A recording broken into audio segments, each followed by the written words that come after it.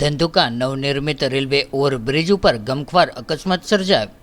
Bike અને car સામસામે અથડાતા અકસ્માત સર્જાયો હતો, જેમાં અકસ્માતમાં બાઇક સવાર ઓવરબ્રિજ ઉપરથી નીચે પટકાયો હતો, જેમાં અંદાજિત 70 ફૂટ જેટલી ઊંચાઈ પરથી નીચે પટકાતા ગંભીર ઇજાગ્રસ્ત થયો, ત્યારે અન્ય 2 વ્યક્તિઓ પણ ઇજાગ્રસ્ત થયા હતા। ત્યારે ધંધુકા 108 મારફતે ઇજાગ્રસ્તોને ધંધુકા RMS હોસ્પિટલ ખાતે ખસેડવામાં આવ્યા હતા, જ્યાં ગંભીર રીતે ઇજાગ્રસ્ત બાઇક સવારને વધુ સારવાર માટે અમદાવાદ ખસેડવામાં આવ્યો હતો, જેમાં ઇજાગ્રસ્તોમાં મહેમૂદભાઈ ઇબ્રાહીમભાઈ ચોપડા ઉંમર વર્ષ 45, જાબીરભાઈ મહેમૂદભાઈ ચોપડા ઉંમર વર્ષ 16, મોહમ્મદભાઈ દિલાસાનભાઈ ઉંમર વર્ષ 27, ત્યારે ઇજાગ્રસ્તો ધંધુકાના હોવાનું સૂત્રો દ્વારા જાણકારી મળી રહી છે।